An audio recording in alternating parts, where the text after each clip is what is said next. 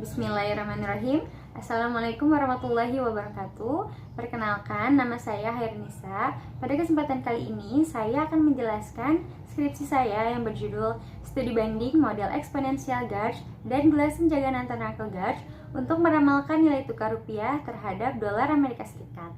Di sini saya dibimbing oleh Ibu Siti Sunandiari, Dokteranda MSI, dengan pembahas Ibu Nur Aziza Komara, SSI MSI, dan Bapak Profesor Dr. Sutawani Darwis, MSc. Sama pendahuluan, pada tahun 2018, Indonesia mengalami krisis ekonomi global yang membuat grafik perekonomian melonjak tinggi yang mengakibatkan volatilitas. Menurut berita online iVox ID pada tahun 2017, Sri Mulyani mengatakan bahwa faktor yang mempengaruhinya yaitu pertumbuhan ekonomi yang melambat, penjualan ekspor turun sepanjang tahun, serta utang Indonesia meningkat mencapai 4 triliun rupiah. Nilai tukar merupakan data keuangan yang mengandung unsur deret waktu. Deret waktu adalah sederetan nilai suatu variabel yang dicatat berdasarkan waktu secara terus-menerus, biasanya dalam interval waktu yang sama. Widarjono pernah mengatakan bahwa sebagian besar data keuangan mengalami fluktuasi, yang artinya adanya peningkatan juga penurunan yang tajam serta memungkinkan adanya respon volatilitas yang asimetris.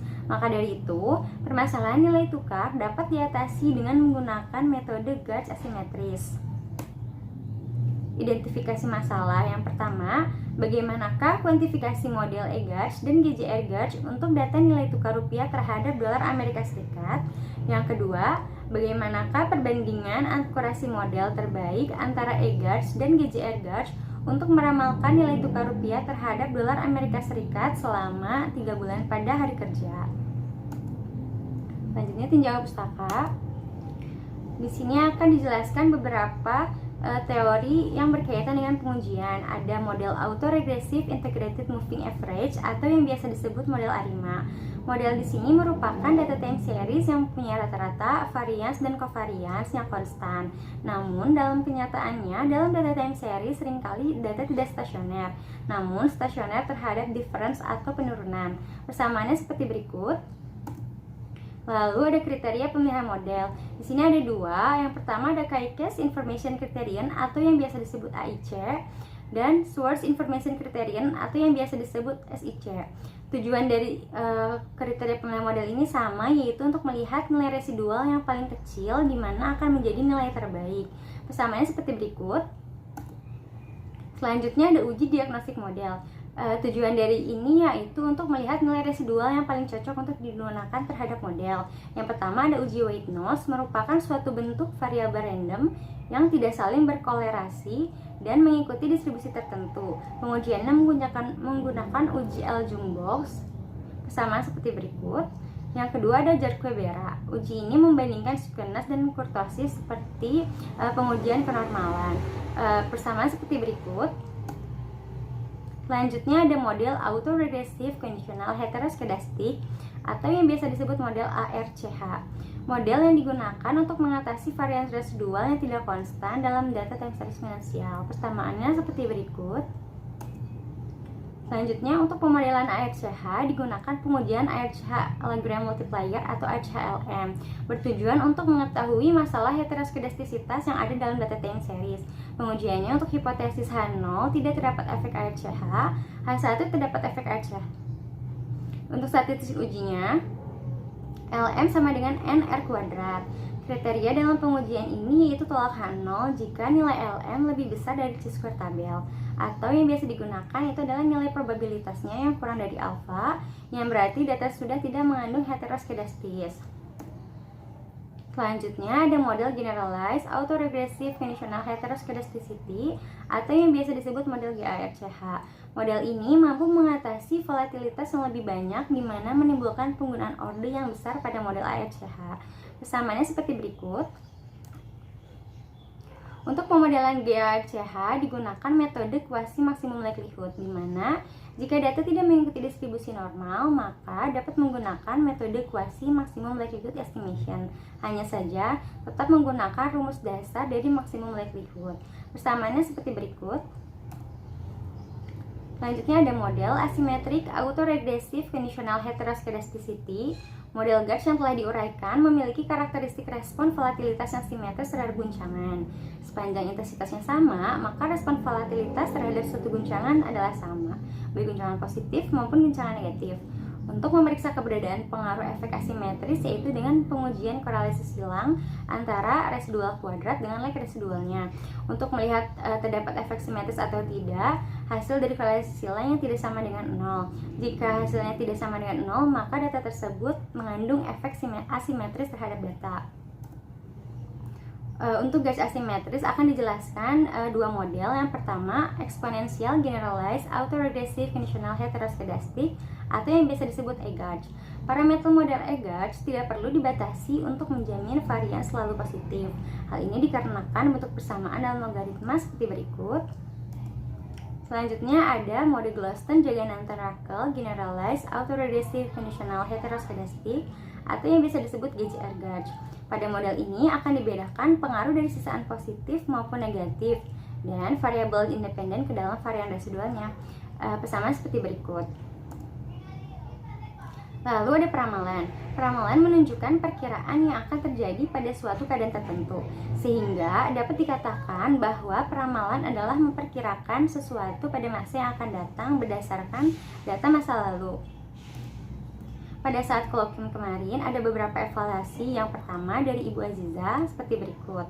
Menurut saya, untuk model memang menggunakan ARIMA PQR. Hanya saja dalam identifikasi model untuk mendapatkan nilai ACF dan PACF dari grafikologram yang terdeteksi hanya model AR dan juga MA.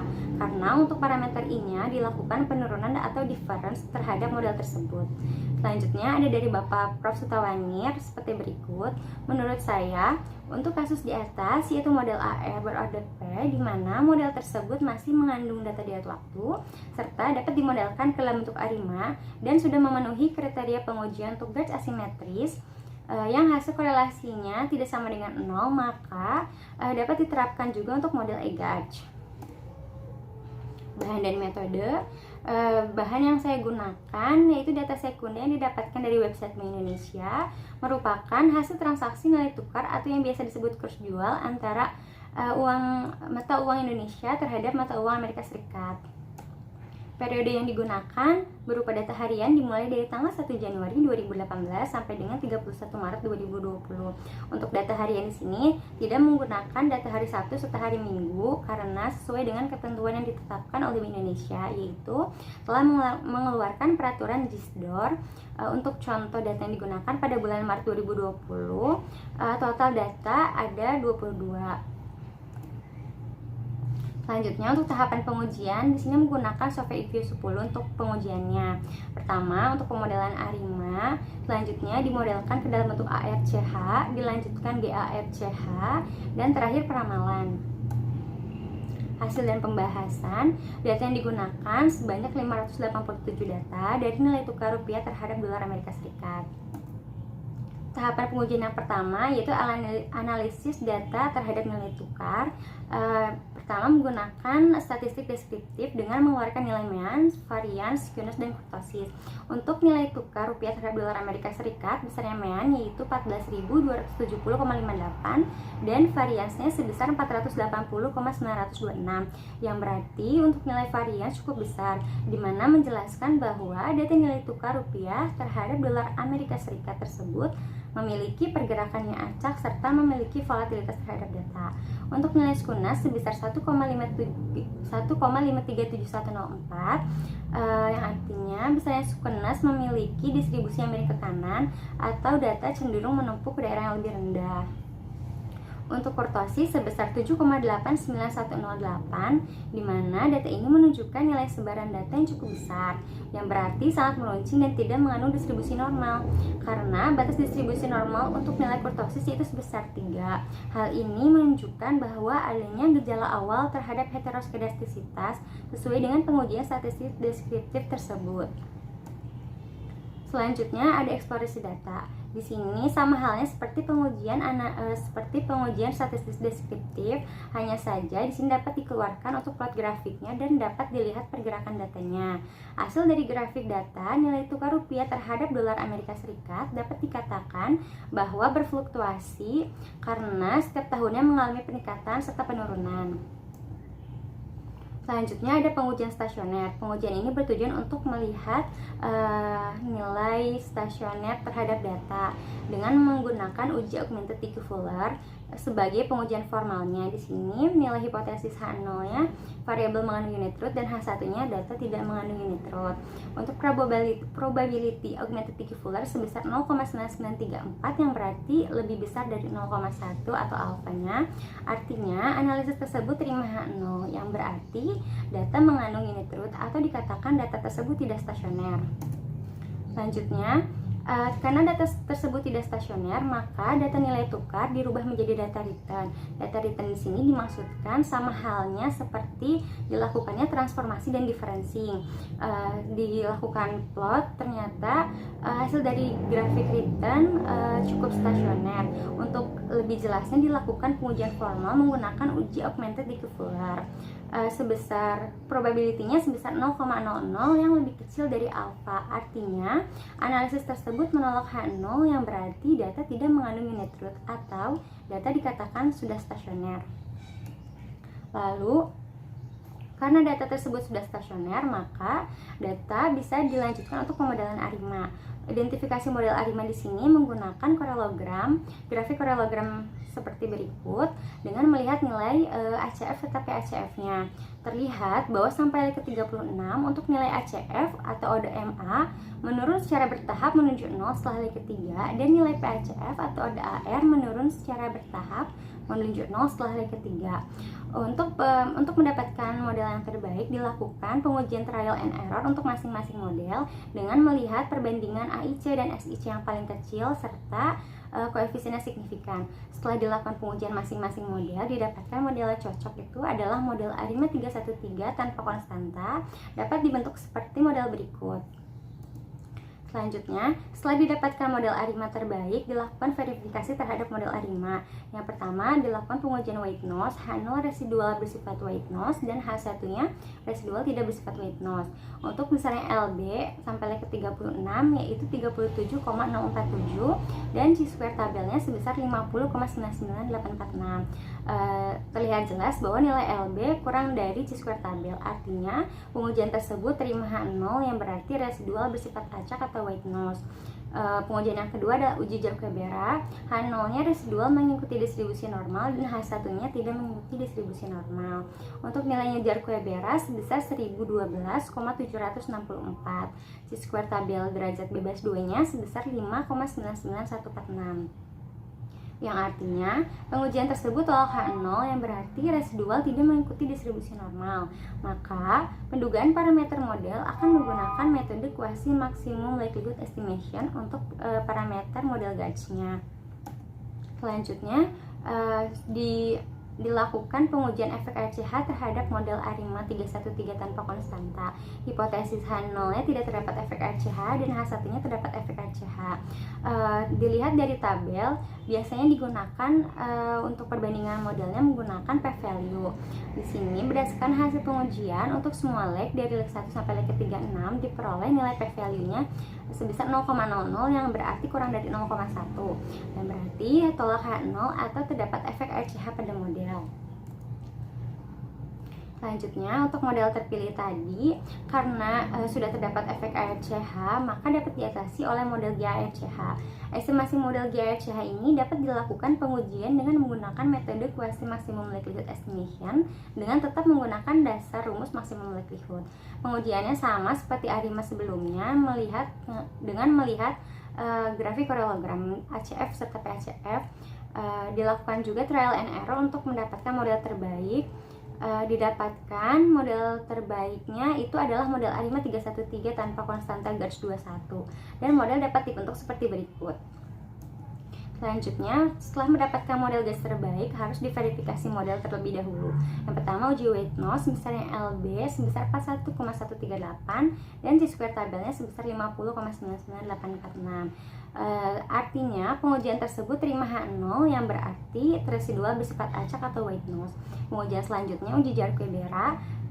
Besarnya nilai jarak Webera yaitu 118,2810, chi-square tabel berderajat bebas 2 yaitu 5,99146.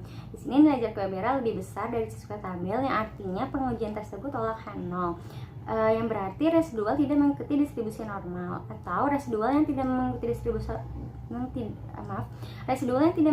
distribusi normal ini berarti akan dimanfaatkan oleh model GARCH untuk pengujian selanjutnya. Lalu dilakukan uji efek RCH pada model GARCH seperti pengujian sebelumnya. Dilihat juga nilai p-value, ternyata dari leg pertama sampai leg terakhir nilai p-value-nya lebih besar dari alfa yang kita gunakan, yang berarti terima H0 atau tidak terdapat efek RCH pada model. Karena model ARIMA 313 tanpa konstanta GARCH 21 tidak terdapat efek RCH, maka dapat dilanjutkan untuk pengujian selanjutnya, yaitu uji efek asimetris. Pengujian efek asimetris ini dilakukan korelasi silang antara residual kuadrat dengan leg residualnya. Untuk melihat hasilnya, jika hasil korelasi tidak ada yang sama dengan 0, berarti data tersebut sudah terdapat efek asimetris. Terbukti bahwa dari grafik korelogram tersebut tidak ada hasil yang sama dengan 0, berarti data mengandung efek asimetris dan dapat dilanjutkan untuk pengujian asimetris. Selanjutnya, kita akan membandingkan dari model GARCH, EGARCH, serta GJR-GARCH untuk mendapatkan model yang terbaik. Di sini model pertama yang dilakukan GARCH dan EGARCH, setelah dibandingkan AIC dan XIC yang terkecil dengan koefisien yang signifikan, model GARCH 21 yang terbaik, tapi tetap tidak bisa dijadikan sebagai model terbaik karena memiliki efek simetris. Untuk GARCH dan GJR-GARCH juga sama, ternyata model GARCH 21 yang terbaik, karena itu tidak bisa dijadikan model terbaik. Selanjutnya ada EGARCH dan GJR-GARCH. Di sini dari tabel dilihat bahwa dari setiap model adanya parameter gamma 1 yang berarti ada parameter leverage effect. Setelah dibandingkan sesuai dengan kriteria pemilihan model, didapatkan model GJR-GARCH 21 yang terbaik. Selanjutnya, karena pemilihan model terbaik tadi sesuai dengan kriteria pemilihan model dan modelnya asimetris, didapatkan model ARIMA 313 tanpa konstanta GJR-GARCH 21 yang terbaik, seperti berikut modelnya. Artinya, volatilitas nilai tukar rupiah terhadap dolar AS pada Januari 2018 sampai dengan Maret 2020 dinyatakan bahwa model tersebut mengandung efek asimetris. Dilihat dari koefisien GJR-nya sebesar min 0,0393 yang kurang dari 0. Tetapi tidak memiliki efek leverage karena dia memiliki nilai yang kurang dari 0. Pada keadaan good news akan berdampak pada volatilitas nilai tukar rupiah sebesar 0,2697, untuk keadaan bad newsnya sebesar 0,2304. Selanjutnya untuk peramalan, sesuai dari grafik di samping, nilai tukar rupiah terhadap dolar AS bergerak stabil sampai 30 Juni sesuai dengan garis yang berwarna merah. Untuk kesimpulan yang pertama, ada kuantifikasi model ARIMA 313 tanpa konstanta EGARCH 21, persamaannya seperti berikut. Kuantifikasi model ARIMA 313 tanpa konstanta GJR-GARCH 21, persamaannya seperti berikut. Dan untuk akurasi peramalan model terbaik, sesuai dengan grafik yang tadi, pergerakannya terlihat stabil dengan harga nilai tukar rupiah terhadap dolar Amerika Serikat tertinggi yaitu sebesar 14.433 dan harga nilai tukar terendah sebesar 14.405. Maka dapat disimpulkan keadaan nilai tukar rupiah terhadap dolar Amerika Serikat sampai bulan Juni 2020 akan bergerak stabil dengan rata-rata nilai tukar rupiah sebesar 14.419. Untuk saran, penulis lain dapat melakukan pengujian dengan menambahkan pembanding terhadap model GARCH asimetris lainnya, seperti model APARCH, untuk melengkapi pemodelan GARCH asimetris. Terima kasih, sekian yang dapat saya sampaikan. Mohon maaf bila ada kekurangan. Billahi taufiq wal hidayah. Wassalamualaikum warahmatullahi wabarakatuh.